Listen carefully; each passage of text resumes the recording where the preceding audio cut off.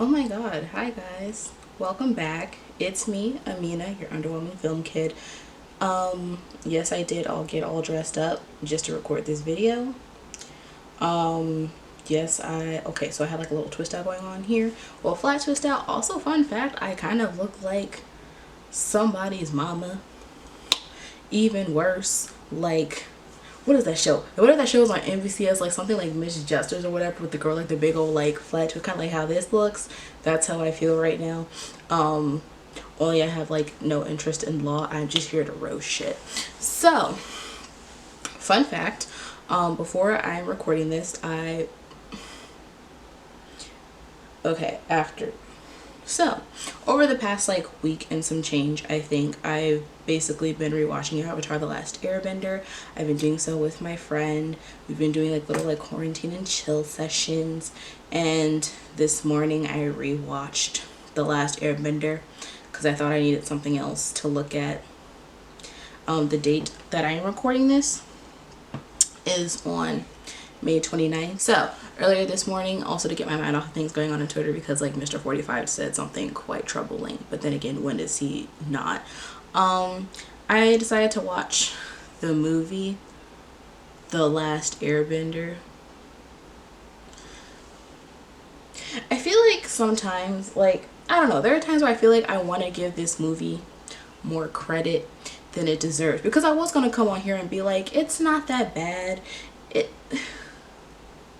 Because I know it's bad, but there are times where I think I give him too much credit, and then I realize by the time you get to anything that could have been decent, you're already like enormously frustrated with this man. So if you do not remember, hopefully you like blocked it out. Maybe you weren't even like, you didn't even watch this movie, so maybe sometimes you're not even like watching some of these videos. I feel like the things I'm going to say here are not entirely new, but because there are plenty of other people who have done videos on this. Like you have Kenny JD just did one, Dylan is in trouble just did one. At this point, hello future me, if you're here and you're not over there and like this is the first time you're hearing about this person, we need to stop right there, because at this point something has gone very wrong in your life to have found me before you found hello future me.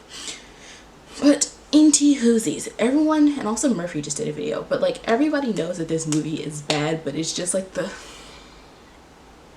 the frustration that mounts when you watch this movie is upsetting, and especially after you like rewatch the series. And you like, I was rewatching with my friend for the first time, and she actually liked it, and at one point she went like so much further in the series, and I don't know if it was just like her being bored, but I think she was just very like very attached to everything that was going on, because like that's the thing that you do when you like a show.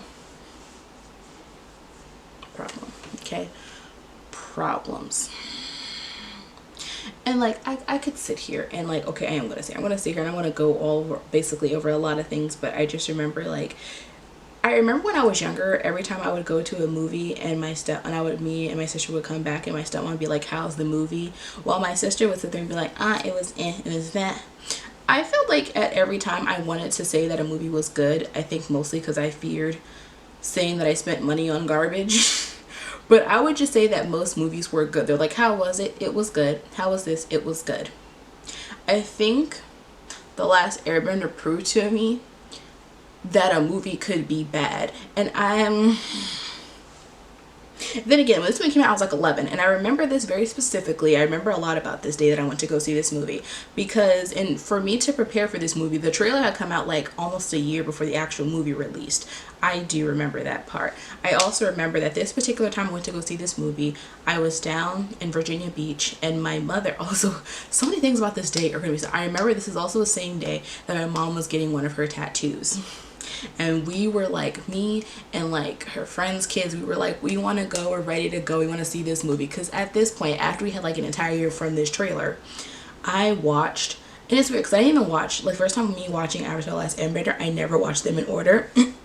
So like I would do that thing where, because by the time I watched the show way after it was over, so you would watch the shows like in the morning and stuff. So like was like 8, 9 o'clock in the morning, they would do like an hour of just like Avatar The Last Airbender episodes, or an hour of whatever. So that's how I started watching the show before. So I didn't really watch them in order. I just kind of like watched them like a lot in the mornings and sometimes at night, and through that way I would kind of like fit them in chronologically with what happened.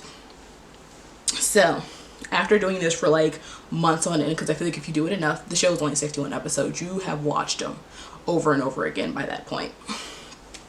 Watched the movie because I was very attached to these characters. Okay, so fun fact, I was also 10 minutes late going into this movie.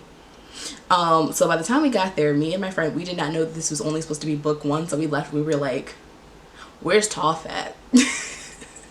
we had a lot of things going on with this, but I remember even then, I remember as we were sat there, we were watching this movie, how uncomfortable we all got with like just the mispronunciations of their names. Like some of these I kind of blocked out, but I very much remember them calling Aang Ong. How it was like the Avatar was now like the Avatar. Kind of like lava, but Avatar. Sokka was now Sokka. And then like something I blocked out like so much until like I kept rewatching videos, and that for a while Iroh was Iroh, which I'm kind of confused. Like I know that like I'm understanding that like if I want to be more better with like the culture behind it, but at this point I was like, you've ruined everything else. Like this is the one part you felt like you want, this is the hill you wanted to die on. Like I think that's the issue here, is that like everything that went wrong with this movie, that was the one part that like that's the hill you wanted to die on, because at this point none of this makes sense. And then as I was rewatching, I have an entire chart here. That's why you're gonna see me looking over here, is because I put an entire chart together about like the first season of Avatar The Last Airbender versus the movie. And something that made me so upset as I was rewatching it this morning is the fact that like they get so many things wrong. Like that's the great thing about like Aang in general, is that the fact that he's just a super goofy kid. He's 12. Anything you can think of like a dumb like 12-year-old doing, he does. Like me and my friend were watching, and I took some of her quotes, so we're gonna put these into perspective. But at one point she does yell at the screen. Not even yell, but she's very like, he's 12. He's 12. You want to be mad at him, but he's 12.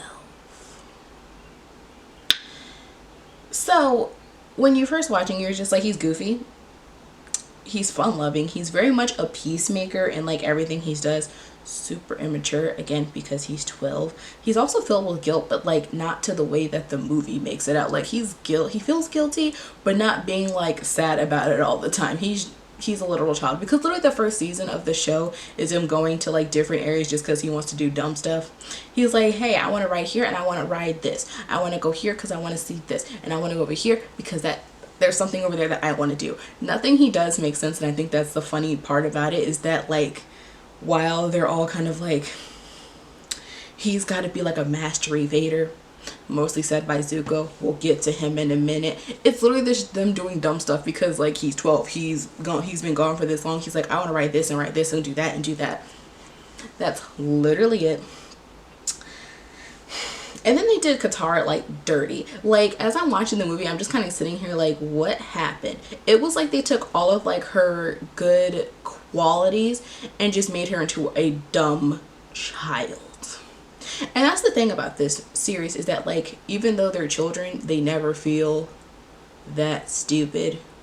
Like children are not dumb, and I don't know where this thing comes from where people just think like kids are stupid. Like they're dumb in like certain aspects of like things that they say, but they kind of made it seem like she was just like hard-headed for no reason. So she, in the movie, she just kind of like beats him out of ice just because, like, who knows.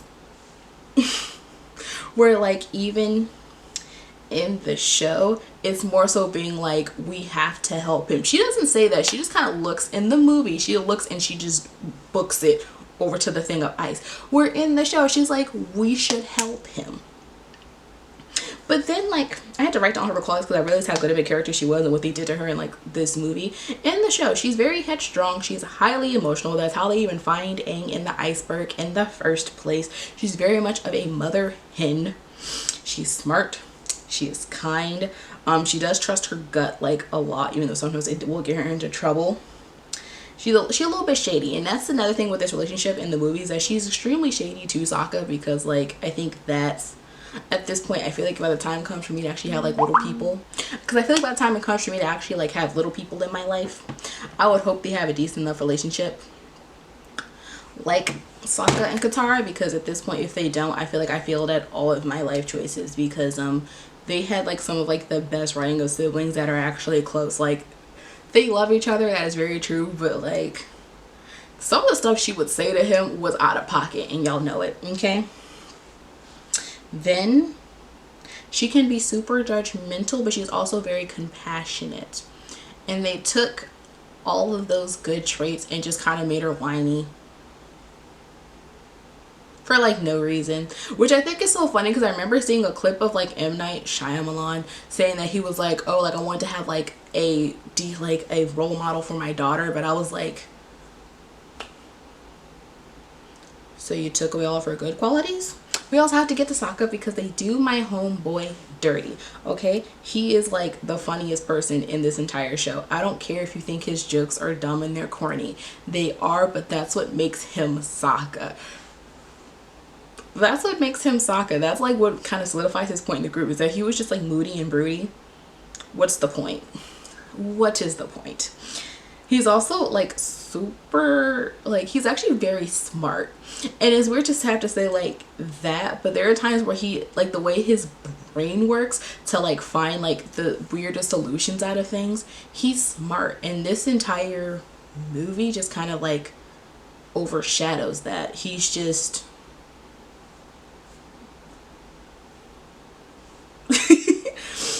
and also he's, like, super, like, he's protective, but they took that in the movie and just kind of made that's his one quality. He was just like, what would you do if they took me away? And he's like, I'd kill them all. And I'm just like, that's not a Sokka thing to say. Sokka, he'd be like, yeah, I'm gonna fight to get you back, but, like, you know, he'll probably figure it out.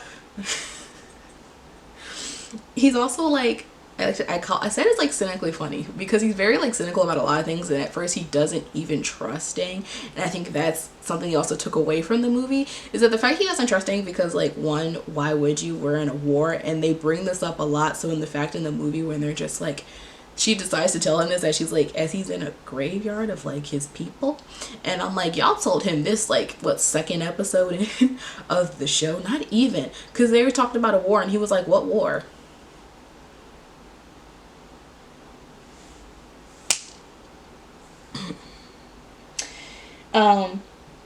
He also, like, he likes to favor reasoning over and proof over faith, because there's a whole episode about that with the fortune teller. He's a little judgmental, but, like, it kind of gets breakdown by the end of the series. A wee bit sexist, you know, because, like, by the end of the series, our boy, he just understands that, like, the woman in his life will, like, hand his ass back over to him if they need to. So, you know what, he's like, you know what, y'all got it, y'all got it, y'all got it, y'all got it. Also, I have, like, this little, it's kind of tea. If you're happen to watch me from, like, if you happen to catch me from, like, the UK, oops. I can't even say oops, but, like, how y'all doing? How's it going over there? Lights here kind of trash. Also, I have tea. It's cold tea. I just like to put things in a mug. I don't know.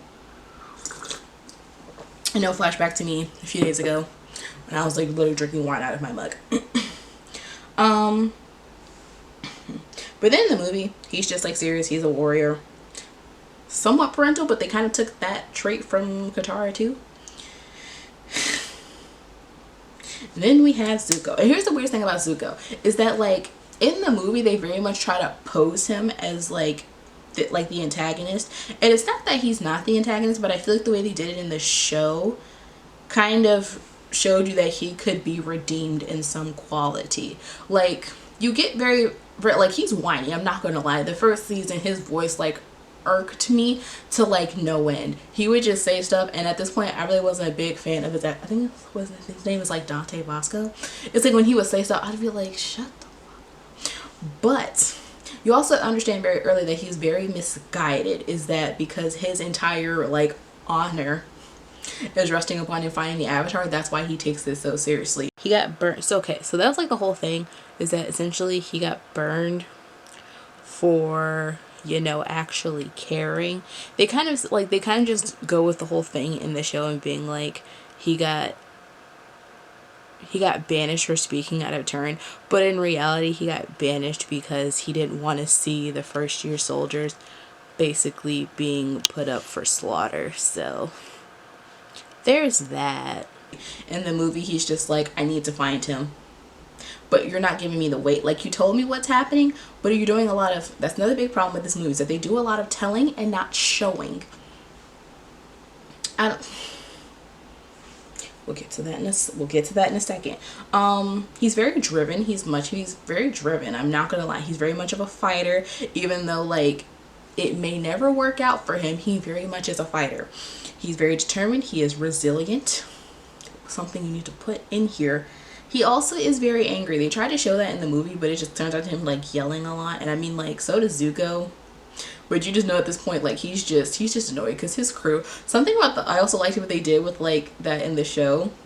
Like, they tried to do it in the movie and it just wasn't as funny. Is that like, yes, the Fire Nation, like, they're evil, but they have a lot of things that make them goofy. Like, nothing. There are times where you're just like, how did you even get this job? Where like, if you remember from like the imprisoned episode in the show, when like there's where Katara's trying to fake herself being an earthbender and Momo's in the way, and they're just like, oh wow, an earth. They're like, wow, this lemur's earthbending, and they're like, no, it's her, and they're just like, oh yeah, right. This one they just kind of like make them where they just kind of throw a rock at him and he's like, oh, that really hurt. I don't know. I don't even know what that was wrong. Also, he's super impulsive for Zuko, because that's where that gets a lot. Also, then I remembered as like we got to the end of the movie, I don't want to say it's like something I remembered, but when they got to the end and they had to explain who they were to each other, because they rarely meet. Like, they meet Zuko once, like actually face to face, and he shows up again at the end of the movie. Like, by this point they actively know who he is. They actively know what he wants. It's not anything that's super new. They're just kind of like, yeah, he's following us, so we gotta go, or else he's gonna try and capture us in the Avatar and da da da da. In the movie it's just like he shows up to cause problems. That's literally it. Into Hoosies. Then we have Iroh. And Iroh, I think, probably got done like the dirtiest. Well, like a lot of people got done the dirtiest. You're gonna hear me say this a lot, that like that was the rudest thing I've seen. He's a very fun loving, he's very fatherly, he's protective, he's wise, super friendly, very humble, he's patient. Oh my god, the patience you need to deal with like a teenage Zuko. I'm surprised the man hasn't gone insane. But it's like, okay, so here's the issue I have with like how they did it in the movie and in the series. In the series, like he would let you make your own mistakes and like for you were going to like make a transformation. In the movie, he just kind of like lets you like fuck yourself up and I guess you'll be fine. Whereas like I don't even think he even knows he has a lesson in turn. It's just like he just kind of lets you do dumb stuff because like I guess that's it. Also, movie Iroh is super absent. Like, he appears maybe once or twice with the actual Zuko, and one of them you're supposed to feel this relationship and you don't. In the show, he's with them for like everything, and while he does like kind of let him mess up, it's kind of like, I'ma always be here for you even when you screw up.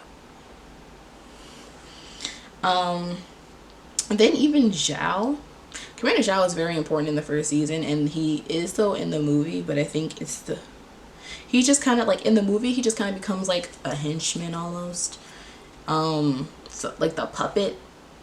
Because in the show, again, he's impulsive, he reacts a lot, he's very impatient, he's angry, cruel. In the movie, he's just like evil and ruthless, and I guess he's upset. And they had like the Firelord, which again, that's something else that really pissed me off with this movie, is the fact that like they had decent enough shots of this man, but they didn't really do it correctly. Like, I didn't notice this until like Dylan in Trouble did it, talking about like the blocking of the scene when they first show you who the Firelord is that he's basically, I'm saying M. Night Shyamalan is saying this, could have been someone else on this set, but at this point, I'm coming at you because you're the director. I'm coming at you because you're the director. You are supposed to be the captain of this ship. And this ship went down horribly. But it's just like, it's kind of, okay, so here's what, because like, Dylan Shaw pointed this out, where they're walking down like down the hallway when they first tell you that, well, they don't even tell you, they're just kind of like, you're just supposed to know this is the Firelord. Okay, so like that, this snippet kind of goes really far in talking about the blocking. So essentially, when I was watching Dylan is in Trouble, he was pointing out that like as the two were like walking down like this, like this is a Firelord, this is Zhao. As they were like walking down, the Firelord would like walk in front of him to have a conversation like that. Then like go back to being side by side and then walk some more, then go back to being in front of him, then goes back to keep walking. It's like the weirdest set of blocking. I don't know what the point of it was for. He just shows up out the blue, face like fully galore, and I'm just like, you don't even see what the Firelord looks like until the 3rd season of the show. But until that point, everything is very much like in shadow form. So like, fine, sure, whatever. But then what's more annoying is then the fact that they then go, I think they were supposed to show like him being angry, but it made no sense, because then they should do like another shot where like Zhao comes in. Also, Zhao is popping up at the Fire Nation a lot, and I think it's dumb. But he pops up again at the Fire Nation. He has to walk into the room where the Firelord's sitting, and this time they don't really show his face.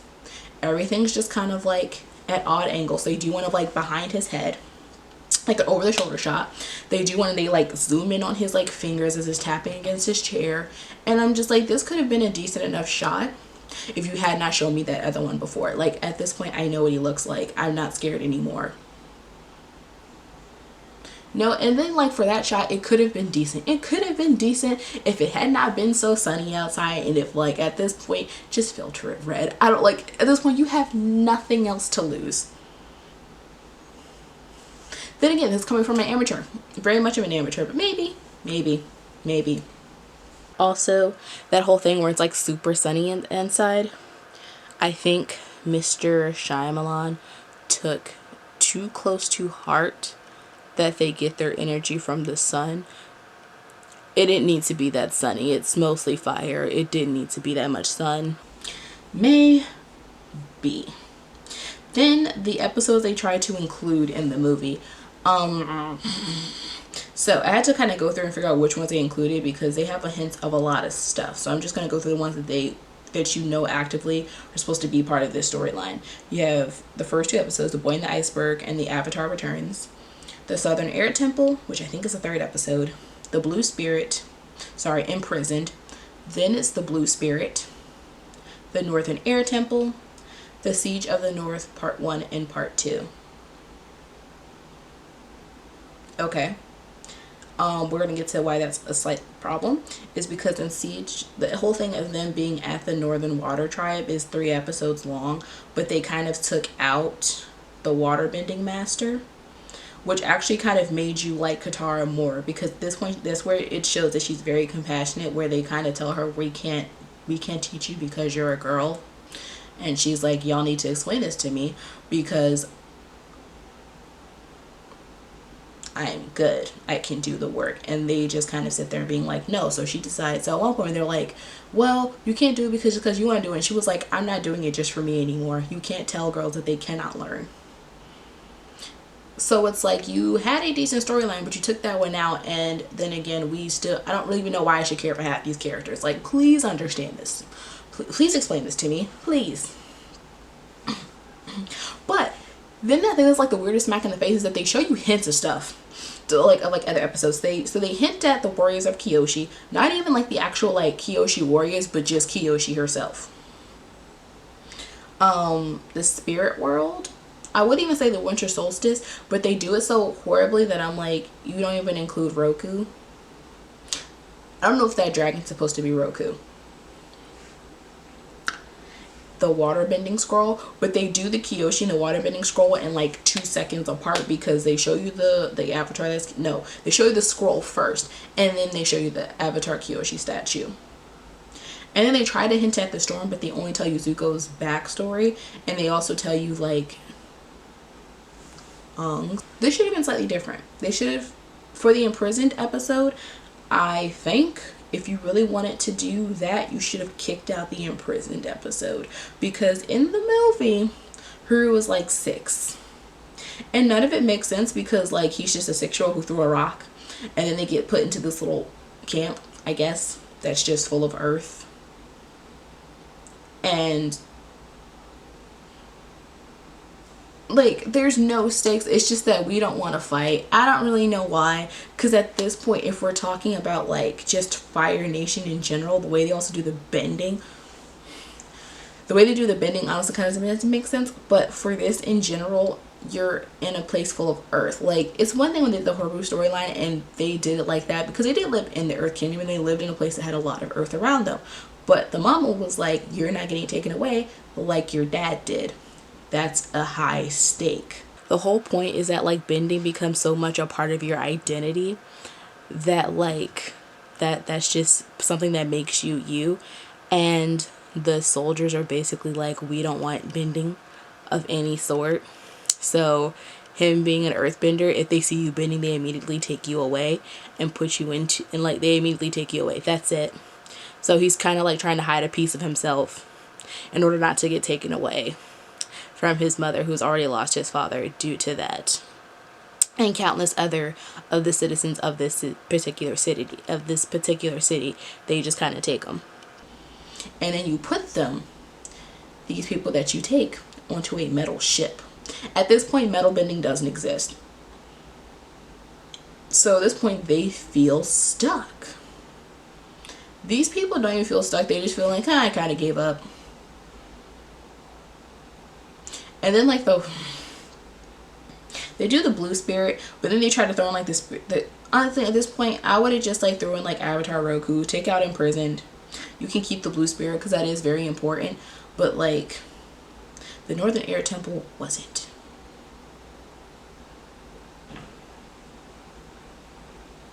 I think at this point it was kind of like how he watched the show maybe once or twice and he tried to throw out hints, but it was like it was too much going on at once.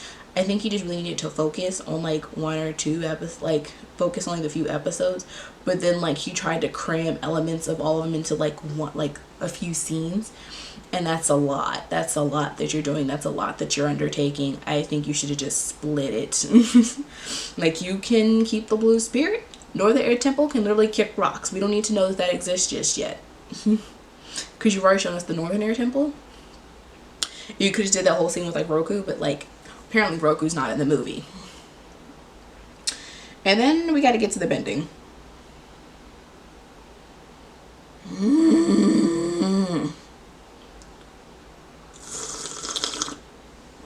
Yes, I'm sipping. Oops. Okay, so here's the big thing I have with the bending in general, especially from the movie, is that like for my first note of my bending, I said honestly, what the fuck. My biggest issue came towards the end. I mean, like, there are more issues later on. We'll get to that in a little second. But it's just like, why does Aang have complete control of the Avatar state? Because you can't tell me that he doesn't, because at the end of your movie, you very much make it so he goes in this Avatar state to create this big wave. Like, it's not something that just kind of dawns on him, because usually in the very first season, his Avatar state only appears when he's highly emotional. At this point, he just looks sad. Like, not enraged.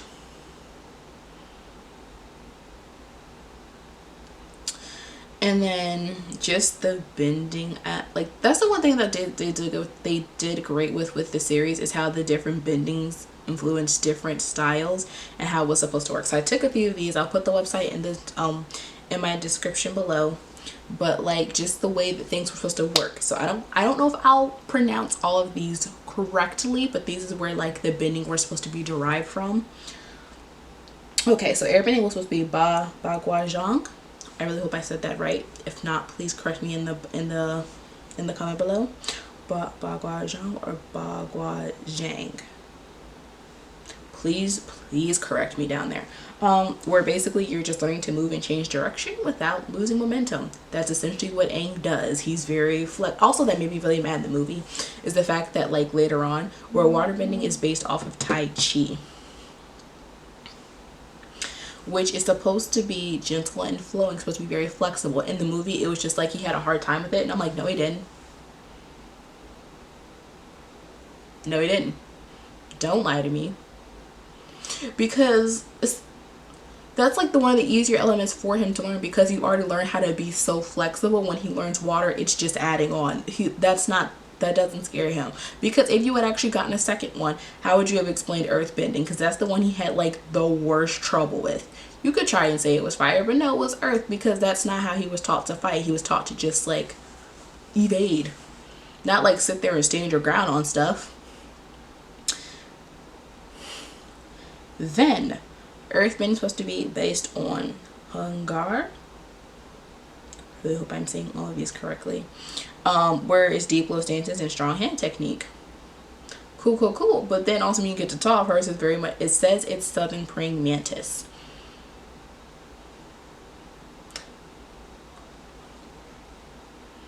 But and then the firebending, which is supposed to be based on northern Shaolin.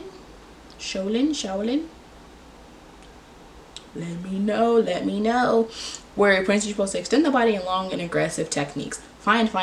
My biggest issue with this entire like movie was the firebending aspect, because what pissed me off so much is they said this line at the end of the movie. Like, at this point I was already pissed, but this is what made me even more mad, because that just made me realize that M. Night had no understanding of what he was doing.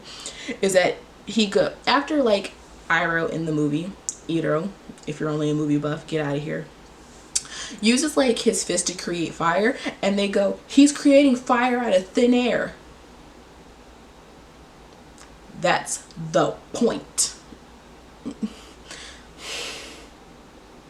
That's the whole issue with this, is the fact that like it's like he watched the show maybe once, maybe twice, or he watched the show once and then just started picking out random details that he felt he needed. Because like that's the whole point of firebending, is that's the one element that you don't need a source from.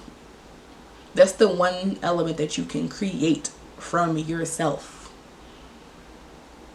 They should not be scared because Iroh made fire come out of his fist. They don't need all those random fire barrels. I guess because you wanted to make it so it's on equal ground, and that's not the point. That's not the point of war.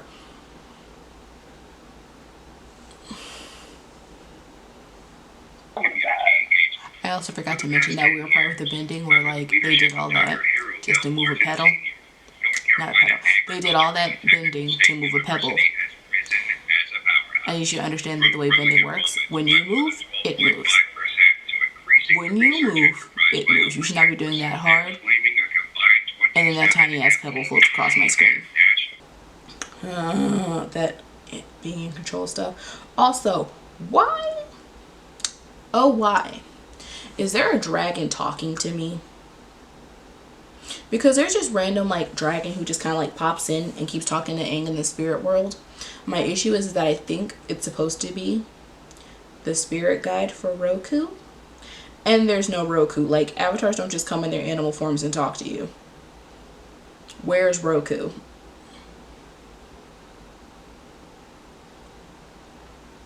Somebody's got to explain that to me, because that don't make no damn sense. Stop. And so much of like just the bending, and then also this really weird, I have to ask this a lot throughout the movie, is that I realized I was only like maybe 10 minutes in as I began to yell at my screen asking why should I care, because like they just kind of like take in Aang because they found him. This is the movie. They take him in because they found him. He has cool tattoos. At this point they don't know anything else about him.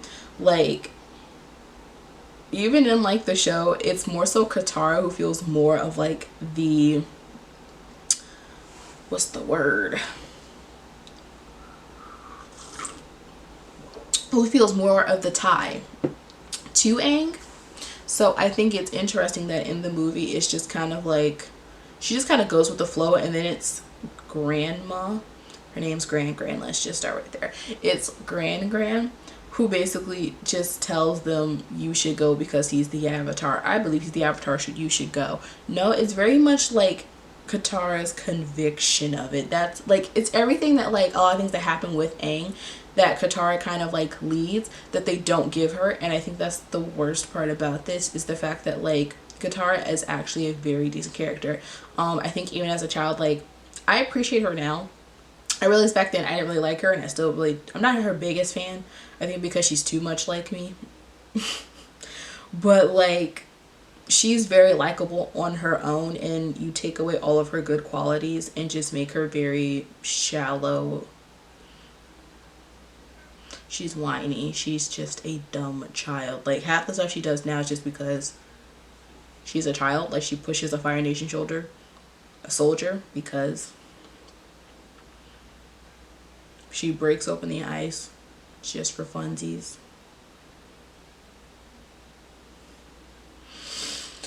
Okay. And then also randomly, this is how I feel like they were really thinking that they were going to get a second movie, and I don't really know who needed to like sit there and break their heart, is the fact that like grandma at some point brings up Hama. If you haven't seen the show, Hama appears in a single episode called The Puppet Master in the 3rd season, but apparently Grand said Hama was her friend.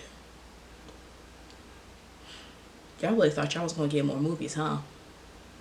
And then also they kept bringing up that daggone library. I think it's the 10th episode of season 2. Y'all gonna keep bringing up that library. And then also randomly, this is like a really weird side note, but like they only in that movie, I think I only recall them saying yip yip once. Is it a bad thing? No, but I just think it's funny that like Sokka and Katara could just kind of hop on Appa and just ride. Also, why are Appa and Momo in this movie looking so fugly? Like and it's weird because even like the animals kind of have like their own character traits. At this point, Appa's just like an overgrown, lovable dog. And then Momo's just cute. He just kind of hangs around for everything. So it's that. And then also you have to talk about the casting one last time, because I think this is a problem that I think could have been avoided if someone had just kind of sat there with the headshots, spread them out, and then asked what's wrong with this picture. Because I remember even as like an 11-year-old, I was like, why is everyone white? Why is everyone white?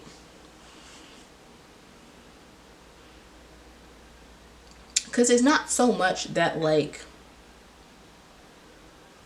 no, I take that back. It's the fact that like I feel like this could have been completely avoided if you had just sat there and was just like, this doesn't look right. One, I don't know why that age gap between Sokka and Katara is so huge. At this point, Sokka just kind of becomes like another father to Katara, and I think that's weird. What relationship? If you watch the show, just even in the 1st season, maybe before even Tosh just gets there, and even after Talk, they have like a very like solid relationship.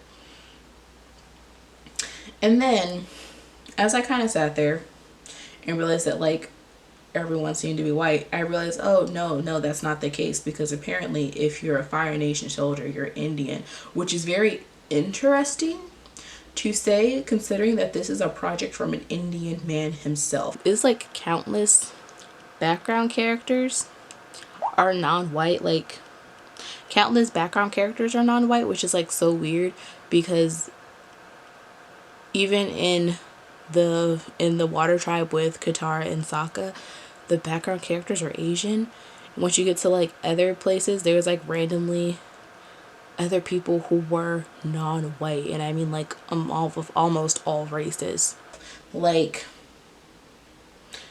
this is not something to be mad at for the original creators, because like I don't know what map he was looking at or why he just didn't understand. So like if this is me in my amateurish mind, if I said I wanted to make this movie. If I wanted to. Because at this point, if you've watched the show enough, especially if you haven't watched it on Netflix, because Netflix will cut you off in your intros. But if you haven't watched it on Netflix, you have seen the intro enough times to see the map of this location. You've seen the map part. You've seen the map, okay? Because like north and south poles, you have like little temples on the sides there. You have the big old Earth Kingdom, and you have like this Fire Nation. But apparently they're all like brown and or Indian. And I'm just like, where do you get off in that, fam? Where? It was, I admit, it's horrible, but I'm just kind of sitting there like, so y'all didn't think about this before y'all went into filming? Because I for sure would have sat there as a casting director and just would like, we have a slight problem here. Kind of like how recently it seems like people who want to have like villains in their movies usually end up picking like one of 3 black dudes. If it's not Idris Elba, it has to be Chiwetel Ejiofor. If it's not him, then it's Jimon Hansu. I don't know how to pronounce his name, but I will put up their pictures like in the corner there. But I'm just like, if it's not one of them, I'm usually very surprised, because I'm just like, why does this not settle you differently to see that like your villains are all brown? Like, okay, so if I were to actually sit there and try to cast this movie, if I was, and I'm thinking about like what is modern day, what's sitting there in Asia with my very limited knowledge of Asia. At this point, probably would have cast like Katara and Sokka, possibly as Indian. They would have been the Indian ones because they are brown in the show. Fire Nation sits where it looks to be generally what you think to be the Middle East, Southwest Asia. I probably would have flipped that in the Earth Kingdom, because there's an issue with showing Arab people being villains. Flip that and made them East Asian instead.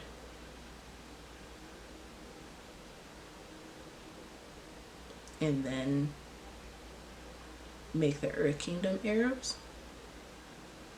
That's just my 2 cents. If that's completely wrong, you can go down in the comments and you can yell about it, and you can yell at me, and then maybe I will change my mind.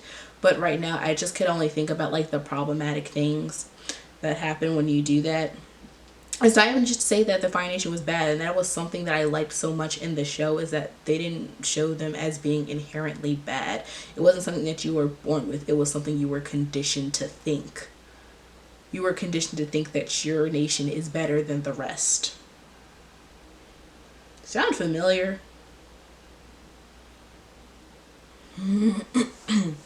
But yeah, those are like my 2 cents on Avatar The Last Airbender / The Last Airbender and what really pissed me off.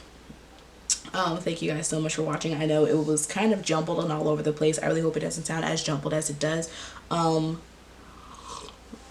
It does not sound as jumbled as it does when I do my editing of this. I will try to get these videos out to you a lot quicker. My last video I recorded was like a month ago, and I had to, we've had a doozy with the editing, you know. I recorded and I did try to put another video on the channel. I promise I did. I got a claim. Second video, and I got a claim by the big mouse. So that is, got a claim by the big mouse. So I had to, you know, shift some other things. Or edit another video. Gotta edit this one. As I said, it is May 29th. So hopefully it does not take another month for you to get this video. I sincerely hope so. But yeah, and also just a side note, if you're one of the people in this world who happen to like the movie, and I do mean happen to, like right now my mother got very upset when she heard me like yelling at this movie, because she's just like, I don't know, she just likes to defend stuff that is bad. If you're one of the people who like this movie, there's no problem in liking trash, but just admit that it's trash at the end of the day. Admit it's your guilty pleasure. because I do feel like this movie could have been someone's guilty pleasure if it had just been done better. Because it, like, when we think about it, Avatar: Last Airbender, nothing can really ever top that. Again, at least from that creators, and with that, with the same name, you can never really recreate that magic. But it could have been decent enough to have been someone's nice guilty pleasure. And if you still like this movie, that's totally fine. You have people out there. I can just guarantee you that you never watched the show, so you will never understand why people are angry and they're upset.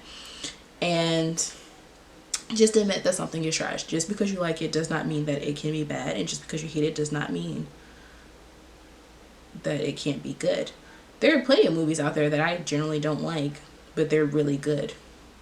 There are plenty of movies out there that I love and they are bad.